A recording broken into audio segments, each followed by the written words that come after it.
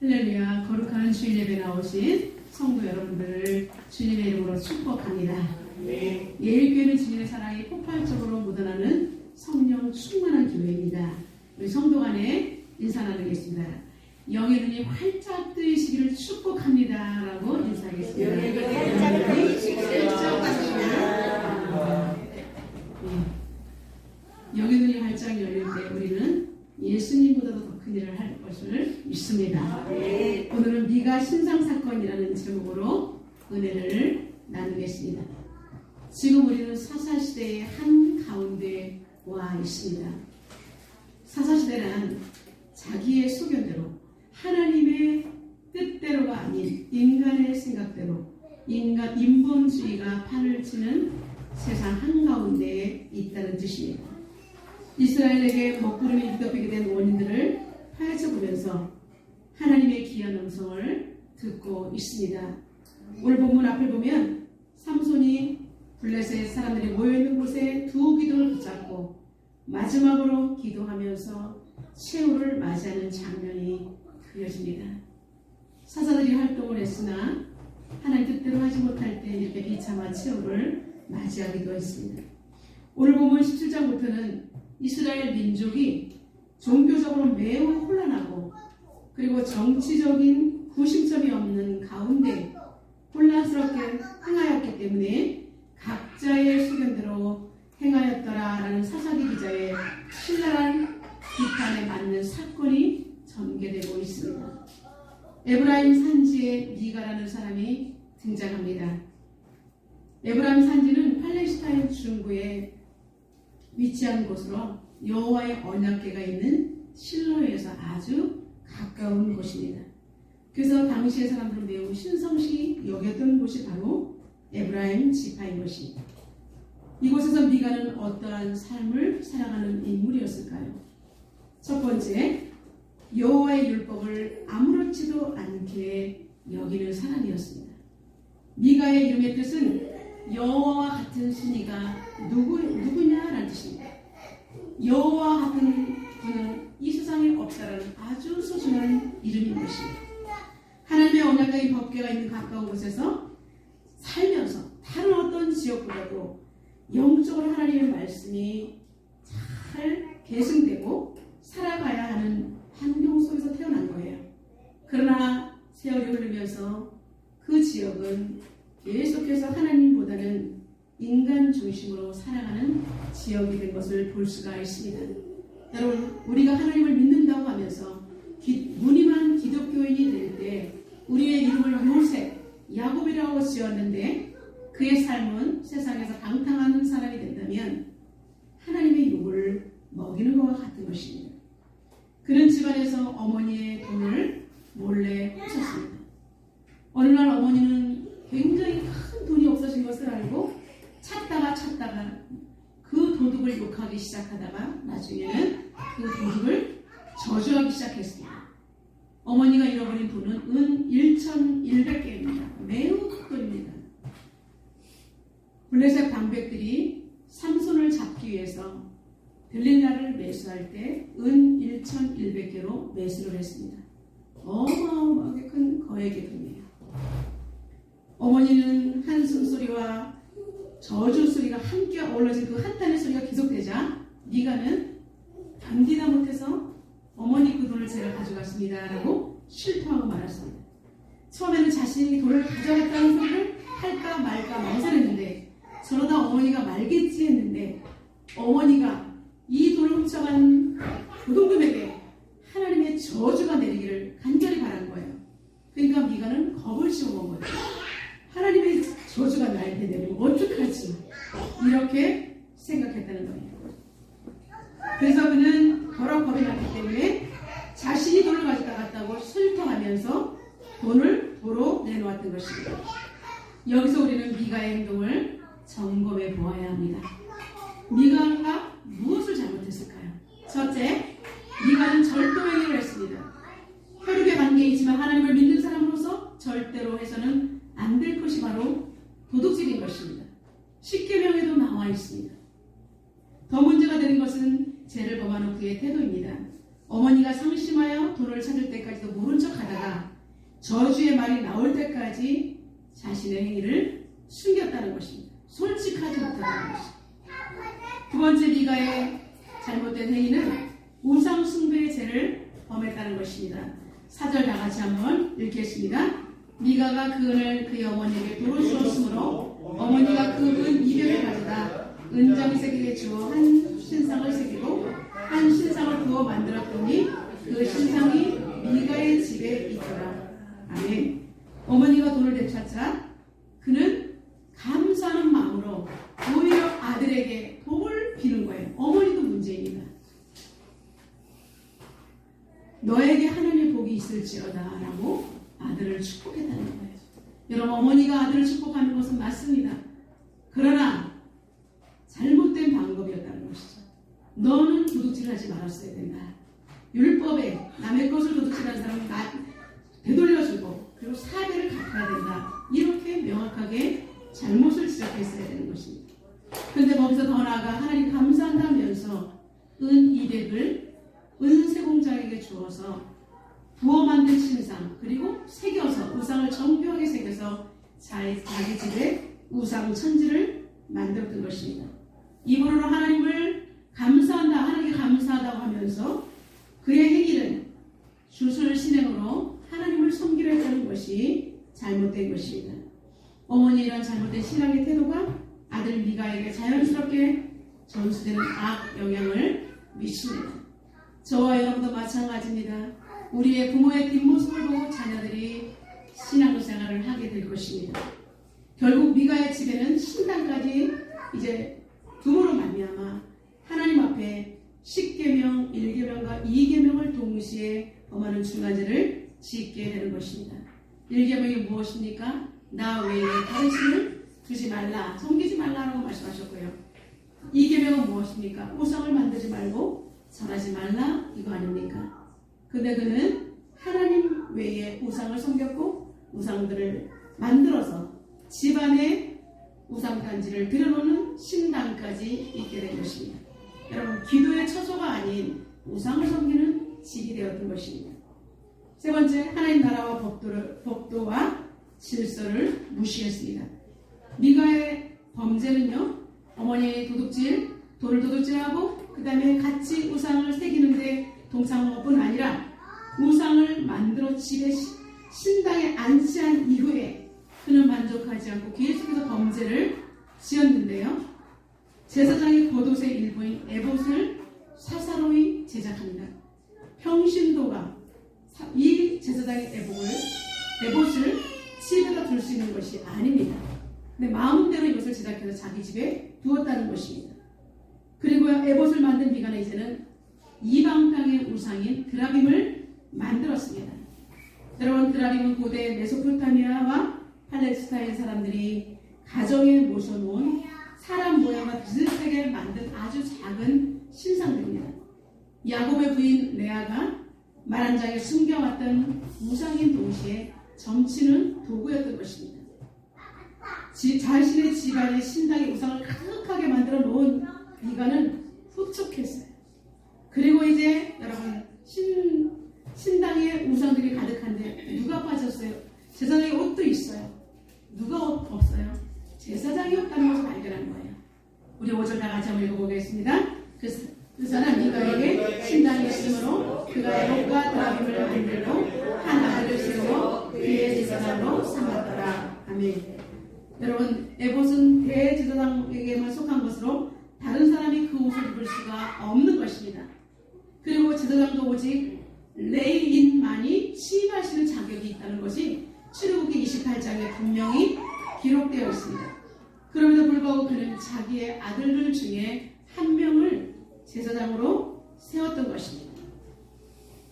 두 번째, 미가의 잘못된 행동 뭐예요? 하나님보다 인간의 생각이 행동의 기준이 되었다는 것입니다.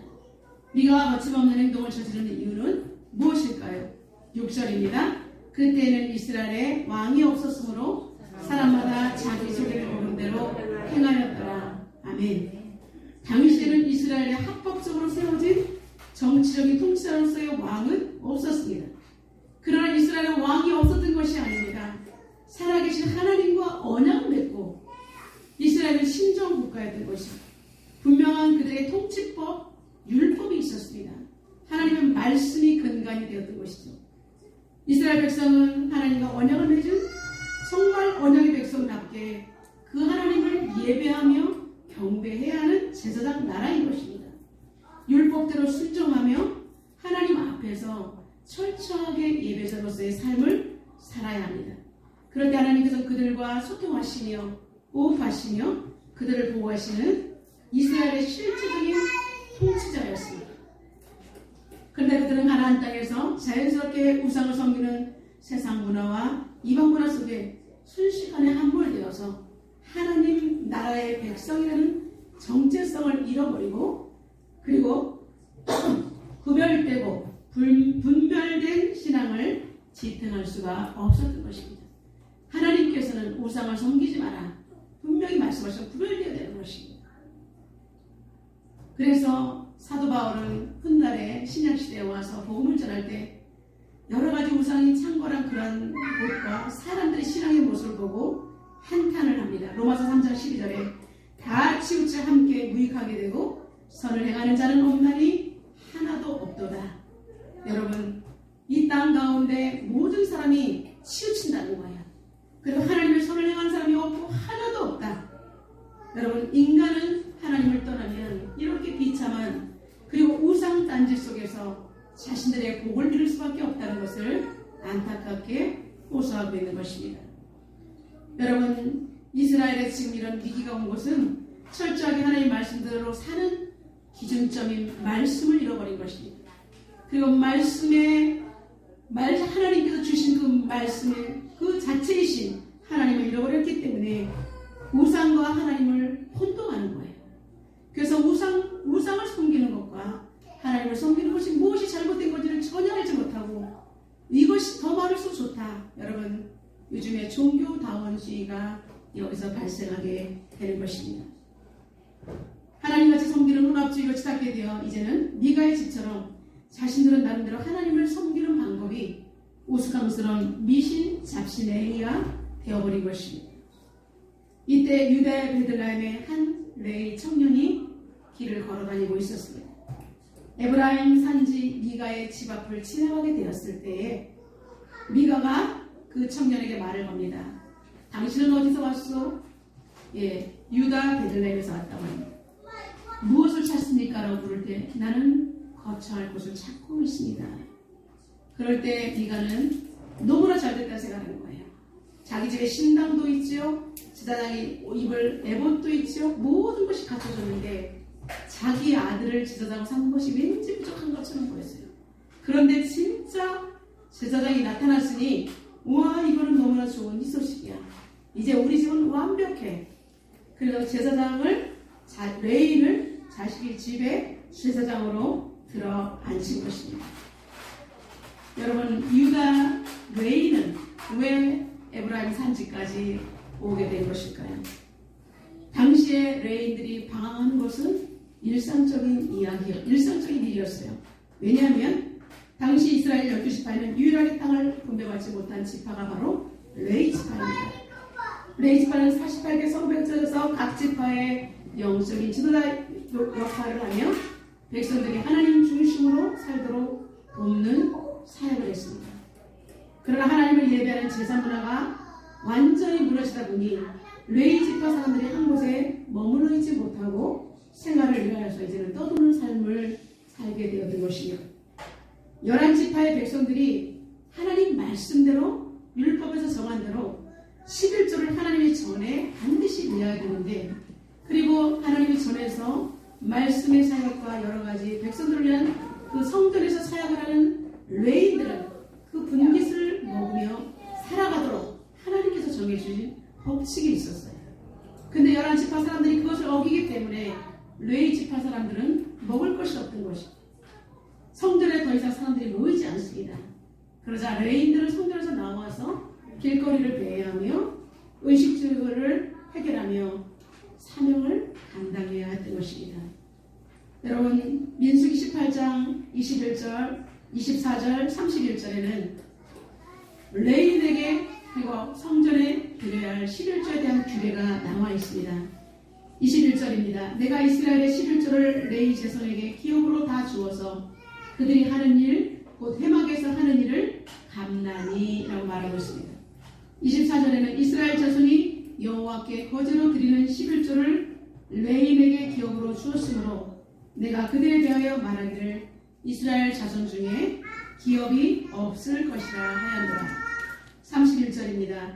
너희와 너희 권속이 어디서든지 이것을 먹을 수 있으면 이는 해막에서 일한 너희의 보수이라.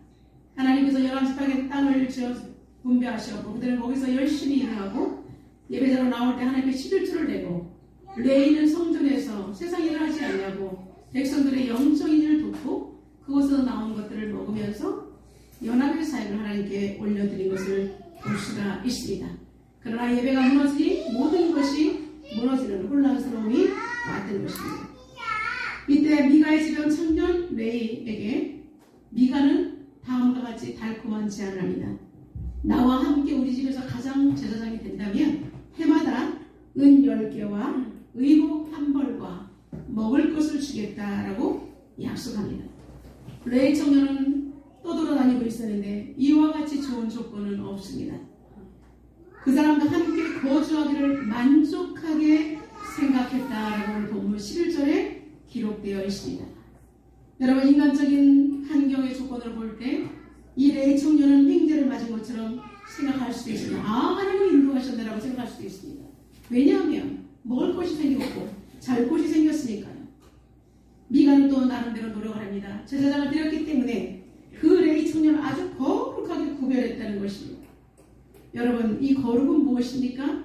하나님 앞에서 인간이 정말 내가 거룩하니 너희도 거룩하라 하는 말씀을 지키는 것이 거룩인데 이 미가는 어떻게 해요? 인본주의 생각으로 자신의 가정을 위해서 이 사람은 제사장이다라고 맞지하면서 사람들이 볼 때 그럴듯한 모습으로 그 사람을 거룩하게 했다는 것입니다.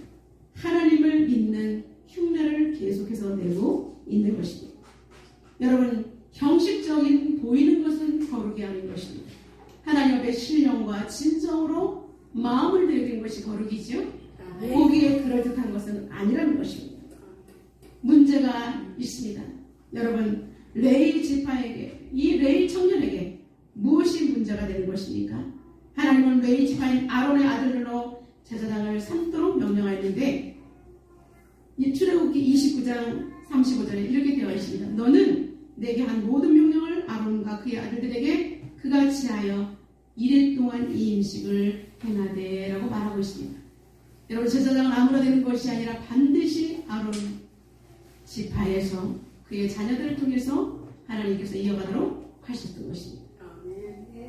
미가는 1절에 자기의 아들을 제사장으로 삼은 것이 왠지 꺼름직했을 때 진짜 레인이 만났을 때 그는 자신의 가정의 제사장으로 삼고 자신을 사람들 보기에 그럴듯하게 약점을 보완하려고 가정 제사장으로 삼았다는 것입니다.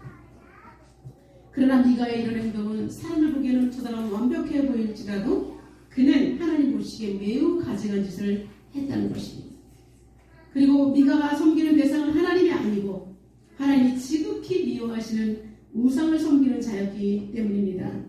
이처럼 잘못된 목적으로 거기서 하나님을 섬기는 척하는 것은 하나님을 우습게 여기는 것입니다. 하나님을 만홀히 여기는 그러한 죄악 중의 길수와 같은 짓인 것입니다. 레위 청년이 미가의 가정의 제사장이 되겠다고 선택한 방법은 옳은 것일까요? 삶의 방편들이 조금 더 형성되지 않아서 이렇게 좋은 조건이 눈앞에 있을 때 그것을 거절하라는 말입니까? 아무도 안 도와주는데요. 하나님이 이렇게 한 사람의 삶을 모른 척하는 이기적이신 분이란 말입니까? 여러분, 레위는 분기 떠오고 먹고 살기가 막막하여 떠도는 것은 다른 지파의 문제라는 것입니다. 형제를 돌보지 않고 구제 사역에 힘쓰지 않는 것은 죄에 해당되는 것입니다. 형제를 돌아보지 않는 자는 불신자보다 더 악하다라고 예수님께서도 분명히 말씀하셨습니다. 그러나 이 레위는 이렇게 안락한 조건으로 가정 제사장이 되어달라고 요청을 했을 때 그는 먼저 하나님 말씀으로 바로잡아야 되는 본연의 책임과 의무를 소홀히 했다는 것이 문제입니다. 그는 먼저 하나님이 원하시는 것이 이거는 아닙니다.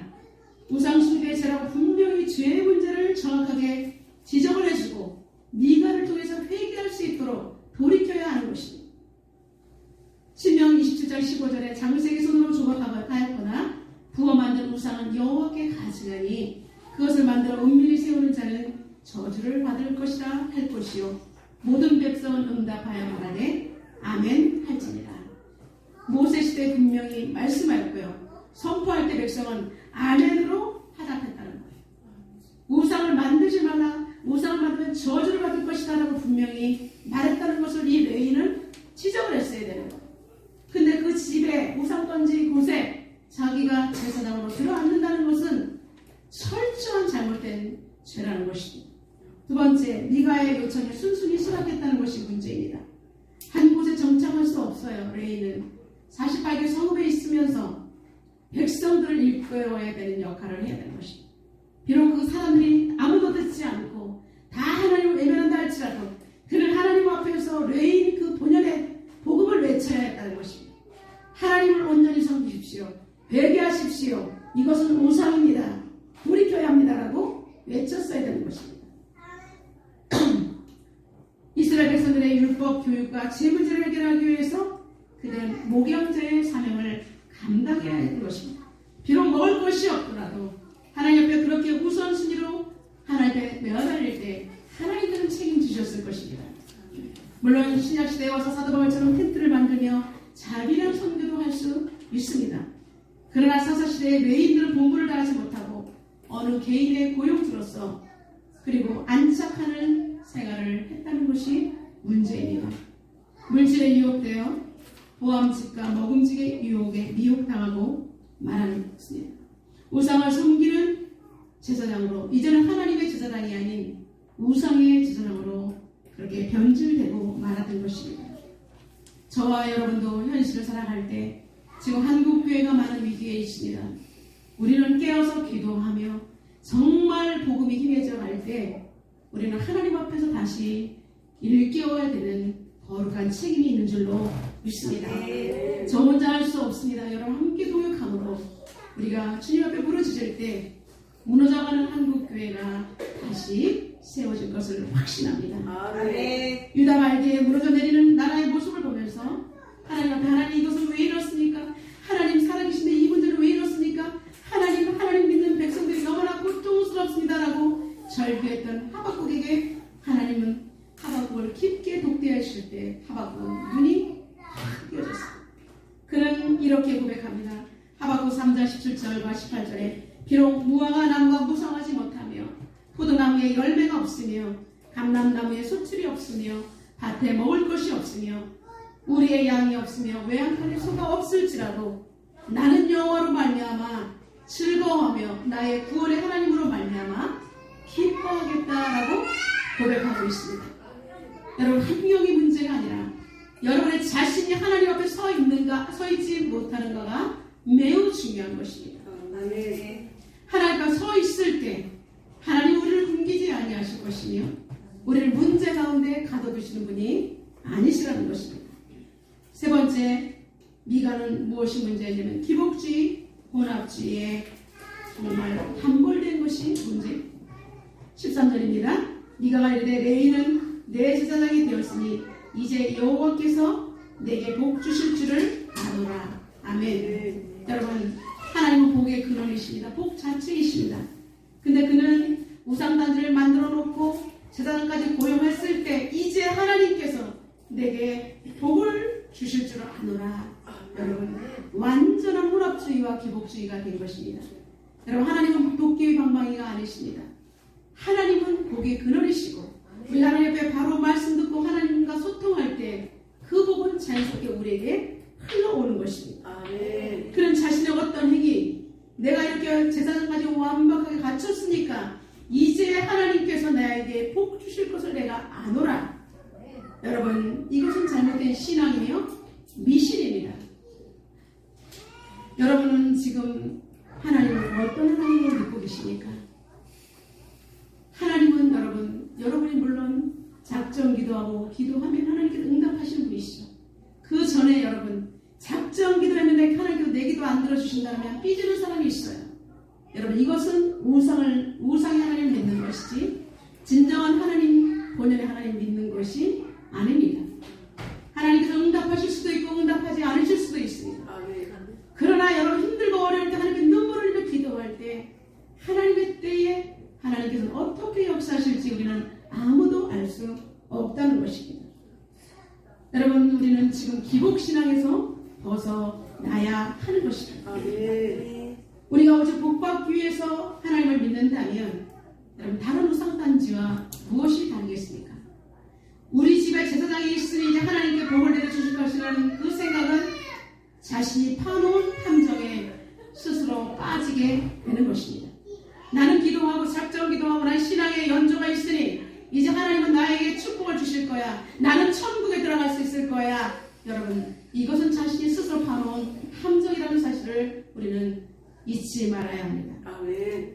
레위 제사장은 하나님의 일꾼이 아니라 돈의 일꾼입니다. 만문이즘에 함몰된 것입니다. 아무리 힘들어도 우리는 사명을 놓치면 안 됩니다. 여러분, 레위뿐 아니라 우리 모두는 하나님 앞에서 사명을 놓치면 안 됩니다. 한 사람이 두 주인을 섬기지 못할 것이니 호기를 미워하고 저를 사랑하거나 호기를 중히 여기고 저를 경히 여김이라. 너희가 하나님과 재물을 겸하여 섬기지 못하느니라. 마태복음 6장 24절의 말씀입니다. 여러분, 이 땅 가운데 의식주는 필요한 것입니다. 그러나 하나님 앞에 먼저 엎드릴 때, 신앙 제일주의가 될 때 의식주의 모든 문제는 하나님께서 여러분을 책임져 주실 것입니다. 레오나르도 다빈치는 15세기 이태리가 낳은 유명한 화가입니다. 그리고 그는 뛰어난 조각가였습니다. 더군다나 또 건축에도 굉장히 천부적인 자질을 가지고 있기 때문에 건축가이며 그리고 과학자이기도 합니다. 그는 43세가 되었을 때에 화가로서 완숙함으로 이름을 떨치게 되었습니다. 이때 높은 공작이 예수님의 마지막 만찬의 모습을 표현하고 요청을 했습니다. 다빈치는 온갖 정성과 심혈을 기울여서 예수님의 마지막 만찬의 그림을 완성했습니다. 그리고 그림의 중앙에는 이제 예수님이 손을 들고 계셨는데 오른쪽에 그 은자를 들고 계셨어요. 그리고 왼쪽에 6명, 오른쪽에 6명, 완벽한 그림이 그려져 있습니다. 다빈치는 그림을 완성한 후 그의 친한 친구 한 사람 불러서 그림을 보여주면서 이 그림이 어떠한지를, 어떤 느낌이 드는지를 의견을 들어보기로 했습니다. 그 친구는 그림을 보자 깜짝 놀라서 너무 훌륭하다. 너무 어떻게 이런 그림을 그릴 수 있었느냐라고 깜짝 놀랍니다. 찬사를 아끼지 않아요. 그 중에서도 친구야, 예수님이 손에 있는 이 은자는 정말 진짜 같다고. 그 은잔에서 나는 손을, 이 그림을 보면 눈을 뗄 수가 없다네, 이렇게 고백했습니다. 그 순간 다빈치는 붓을 들고 오더니 그 은잔을 확 물감으로 치워버리고 말았습니다. 깜짝 놀란 친구, 아니 이 친구 왜 그러는가? 그러자 다빈치는 다음과 같이 말합니다. 이 그림에서 예수 그리스도 외에 그 어떤 것에도 중심이 될 수 없다네. 사랑하는 성도 여러분, 우리 신앙 가운데 예수 그리스도 외에 다른 어떤 불순물이 먼저 끼는 것은 온전한 신앙이 아닌 줄로 믿습니다. 예수님께서 나와 같은 죄인을 십자가에 돌아가시고 부활하시고 지금 하나님 우편에서 우리를 위해서 영원한 충고자가 되어주시는 살아계신 하나님이십니다. 우리가 오직 믿고 따라갈 분은 바로 하나님이신 예수 그리스도인 줄로 믿습니다. 우리는 아무리 힘들고 어렵고 정말 혼합주의와 기복주의, 만모르주의 세상을 강타한다 할지라도 우리는 순수한 복음, 오직 예수 그리스도의 피복음을 우리는 가슴에 새기고 내 인생 정면에 날마다 주님의 복음을 앞세워야 하는 것입니다. 지금은 신앙과 불신앙의 대립이 아니라 육적인 싸움과 영적인 싸움의 두 대립 구도 상황 속에서 우리는 치열하게 싸우고 있습니다. 우리를 넘어뜨리는 사단의 치열한 공방전은 도처에 도사리고 있습니다. 이런 상황 속에서 저와 여러분 오직 하나님 앞에 결단하며 바로서기를 주님의 이름으로 축원합니다. 이러한 상황 속 교회와 성도를 지켜내기는 대처가 필요합니다. 바른 말씀의 선포, 바른 성경 교육 및 양육, 하나님의 진리를 분별할 수 있는 합심의 기도가 이 세 가지 가지가 삼각 구도를 이룰 때 우리는 이단에 넘어가지 않고 기복신앙에 빠지지 않고 주님이 원하시는 바른 신앙을 지켜낼 수 있을 것입니다. 여러분, 어떠한 유혹의 왕이 파고들지 않도록 말씀으로 분별하며 하나님 나라의 거룩을 이어가는 신앙의 명문 가문이 되시기를 주님의 이름으로 축원합니다. 그리고 주님의 몸된 교회를 말씀의 양육 시스템에서 정말 우리가 구축해 나갈 때 여러분이 적극적으로 동참하시고 영적인 하늘 양식으로 가득 참으로 말미암아 결코 결핍함이 없는 든든한 신앙 체계를 세워나가는 한국교회를 살려내는 예일공동체가 되시기를 주님의 이름으로 축원합니다. 다시 한번 영적 대각성의 기도의 불길이 타올라서 1907년 평양대붕의 역사가 한반도와 세계 열방을 강타하는 성령의 역사로 세계 복음화를 일어나시는 예일공동체가 되시기를 주님의 이름으로 축원합니다. 오늘 우리는 사사시대 한복판에서 신앙의 체계가 무너진 사건을 한 편의 동영상을 보듯이 우리는 바라보았습니다. 위기의 순간에 깨어있지 못하면 흡수당하게 되고 모든 것이 무너져 죽음을 맞이할 수밖에 없다는 성령님의 음성을 듣습니다. 지금의 시대와 비슷합니다. 하나님의 창조 질서를 끌어들이는 동성애와 기타 악법들이 고개를 거짓이 들고 이 사회 전역에 편만해 있습니다. 자라나는 다음 세대를 혼란을 겪다가 자연스럽게 혼합주의와 기복주의에 빠지게 될 것입니다. 우리가 마지막 보루가 되어서 이 순간 하나님 앞에서 레이더로서 하나님, 이것은 정말 하나님 우리가 지키게 하여 주옵소서. 세상 사람들 향해서 그리고 하나님 아버지 성도들에게 외칠 수 있는 그러나 바른 복음을 외칠 수 있는 우리가 되게 달라고 그렇게 뜨겁게 기도하겠습니다. 살아계신 하나님 아버지 감사합니다.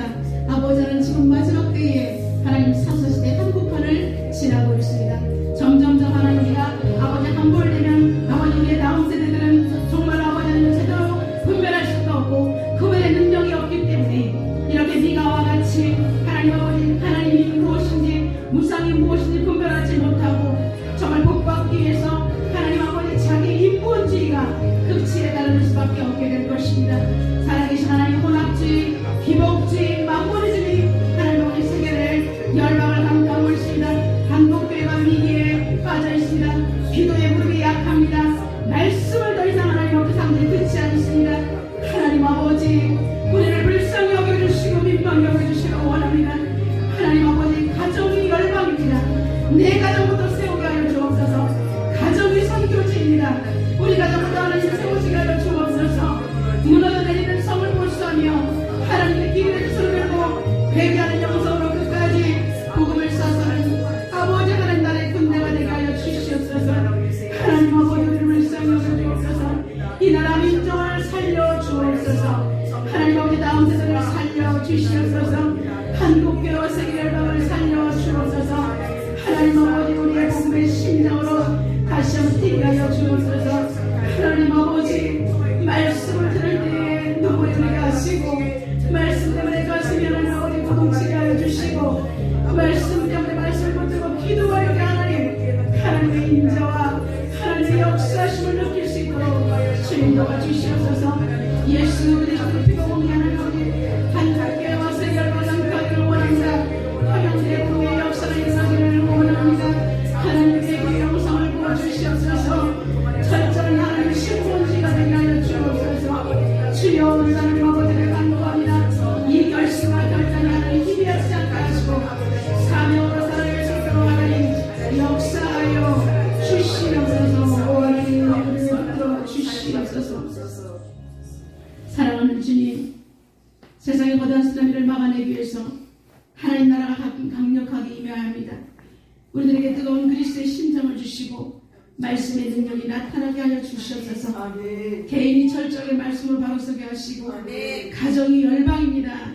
우리 가정부터 복음화 될 수 있도록 축복하시고 아멘. 아버지 하나님 지역과 교회가 일어나게 하여 주시옵소서. 아멘. 하나님 아버지 기도의 용사들이 이제는 하나님 아버지 교회로 모여들게 하시고 아멘. 군중으로 모이는 것이 아니라 사명으로 모이게 힘쓰는 하나님의 군대가 되게 하여 주시옵소서. 아멘. 적극적으로 기도하며 성령의 불기둥이 교회와 일터와 가정에 강하게 임하게 하여 주옵소서.